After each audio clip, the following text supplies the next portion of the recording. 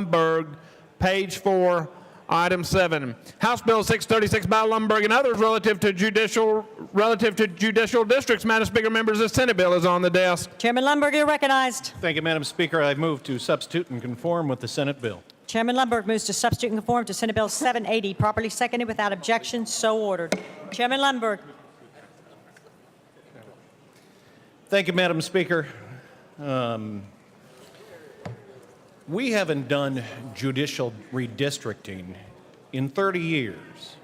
So, Madam Speaker, I move passage on third and final consideration. Chairman Lumberg moves passage of Senate Bill 780 on third and final consideration, properly seconded. Mr. Clerk, call up the First Amendment. Thank you, Madam Speaker. Amendment 2 to House Bill or Senate Bill number 780. This amendment would fix the bill, as far as I'm concerned, for my district. If we pass the amendment. But after I had the amendment drawn up, I remembered about the meeting we had back in January when we all went into the Supreme Court building. We discussed about how judicial districting was going to affect our districts, all of our districts, or a lot of us, 50-plus members went in there. And that I remembered the feeling that I had, the almost violation I felt that they were affecting my district and I had no input whatsoever. And so this amendment would actually take me out of the equation if it were passed. But you know, they took a lot of you guys out of the equation. You know, the bill that was originally introduced, it affected basically every district in the state, all 31 districts. But they realized that after they did that, and we had our meeting in that Supreme Court building that day, they couldn't pass it because too many of us stood unified, hand in hand, arm in arm, stood unified against the bill. The people that constructed the bill decided to change it, where it only affects 6 districts. My district is one of those districts. Now, would it be quite fair if I were to introduce an amendment? If I were to introduce an amendment, take me out of that, would I be walking away from the other 5? I ask you guys this one thing. We stood united that day. We stood as one body. We were going to fight this judicial redistricting because it affected all of us. But now it doesn't affect you. I can opt myself out with this amendment. Is that right? I was against it that day, just like you were against it that day, and I'm against the bill now. Madam Speaker, I move to withdraw my amendment, and I ask each of you to vote this bill down. Without objection, amendment number 2 withdrawn. Madam Speaker, this is an emotional issue for many people, and I understand that, and I get that, and I get that why. So I want to tell you that this has been, I would love to say it's been worked out and everybody likes it, but clearly everybody in here knows that's not the case. But I will tell you that I have had more conversations with our Supreme Court Chief Justice and learned to appreciate his guidance in a great deal. He's worked on this and agreed to it. The President of the Bar Association, the Judicial Conference, the Trial Judges Association. Did they like the idea months ago? No. Did anyone? No. No one likes to change. When we redistricted ourselves, when we went through redistricting, did we want to change our district? I would tell you no. This makes good policy. This makes good sense. And if we don't do it now, if you say, well, let's come back and do it next year, it'll be another 10 years. And 30 years ago, what happened with this is 30 years ago, some folks got together and said, I'm very comfortable with my district the way it is, just leave it alone. And that's why 30 years later, we have micro districts, and we're subsidizing them. And again, we need to set good policy, and I hope you will take the emotion out of that and focus on policy. And Madam Speaker, pending questions, I renew my motion. Chairman recognized. Thank you, Madam Speaker. Not sure why I'm being yielded to, but since I'm up,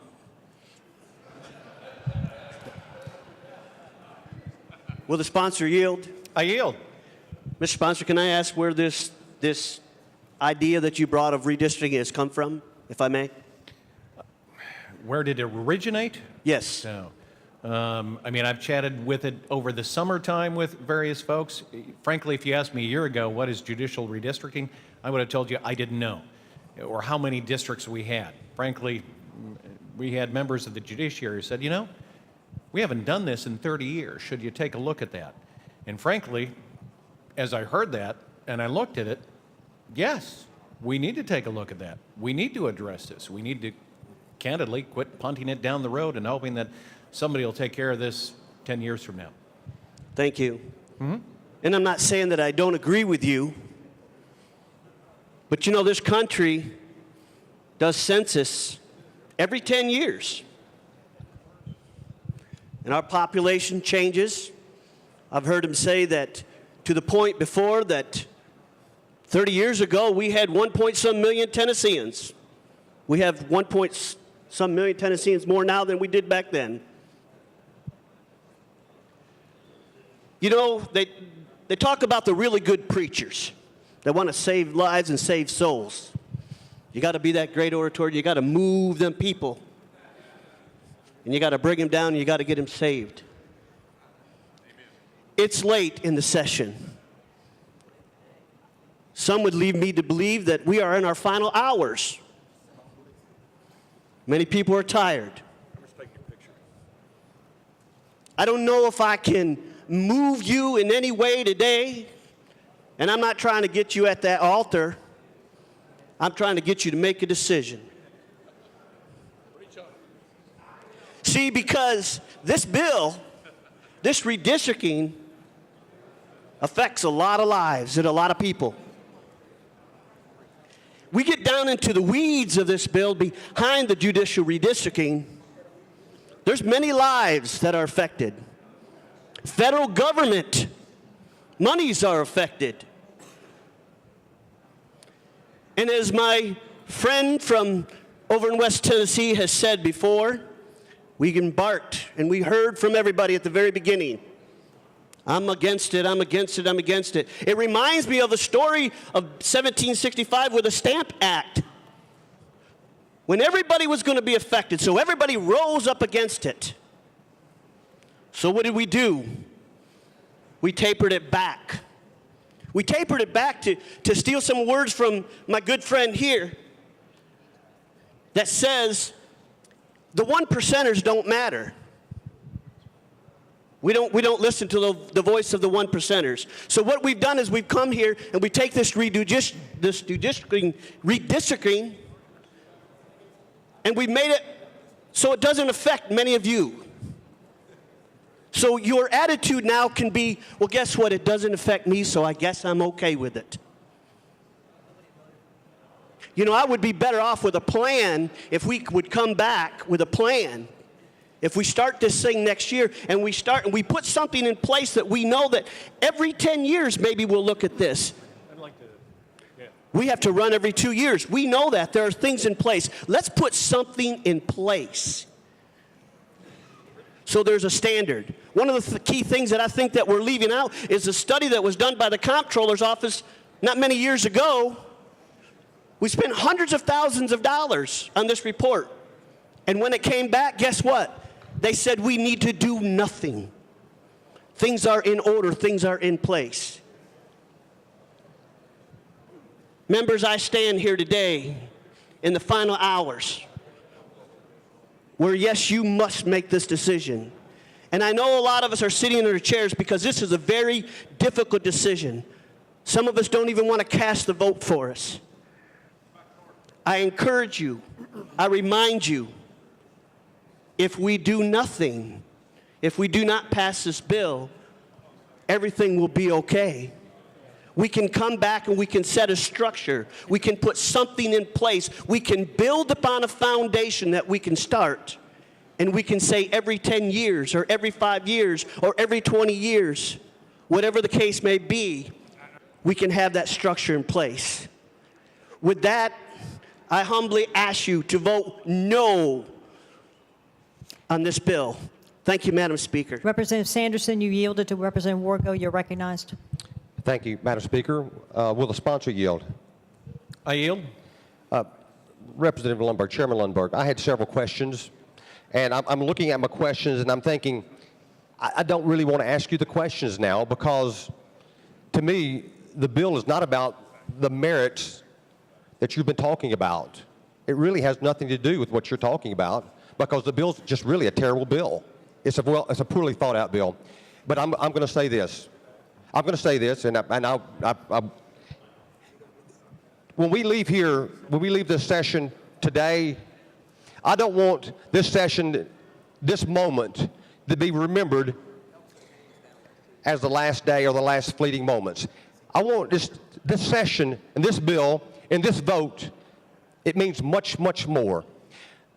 Representative in the well did not answer Representative Wargo's question when asked where did the bill originate. He did not. He sidestepped the question. He did not answer it. He talked about a lot of other things. This bill, friends and colleagues, came from the Senate. Plain and simple.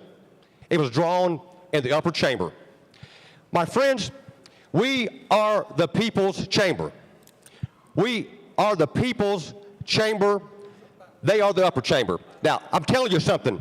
We've been told from the start of this session when we were going to begin and when we're going to end. They say they're going to leave us here if we go on long. They're leaving today, and it doesn't matter come what happens. We could be by ourselves. They have been dictating to us from the get-go how this session runs. And let me tell you something. This bill was crammed down our throat by the good representative up here on the well, but he did not draw the bill. The bill was drawn over there. It was given to us and said you can like it or you can lump it. Now, friends, let's draw a line in the sand today and say we stand united as the people's chamber. We will not be told anymore how long to stay. We will not be told how we redistrict our own districts. Friends, I ask you, let's say it. Let's say it because we've all thought it. Let's say it. Vote no on the bill because it's not our bill. Thank you, Madam Speaker. There is a lot of emotion in this for a lot of folks. And I want to toss to you, as we push the button, it is one of those where we can look and say, my dear friend is affected by this, so I'm going to stick there. But I ask you, because we are here to set policy and to make decisions based on what our voters sent us here to do, that you make that decision based on policy. Is it the right thing to do? 30 years ago, when we were last districted, there were 1.7 million fewer citizens in the state.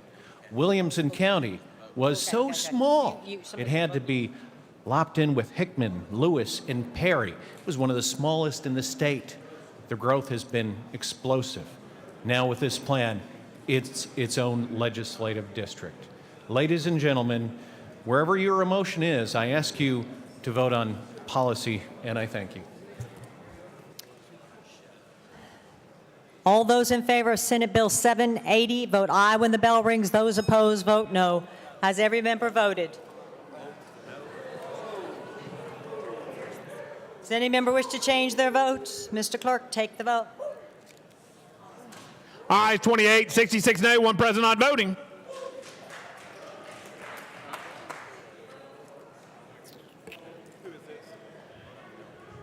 Senate Bill 780 having failed to receive the constitutional majority, I re-refer it to calendar and rules. No?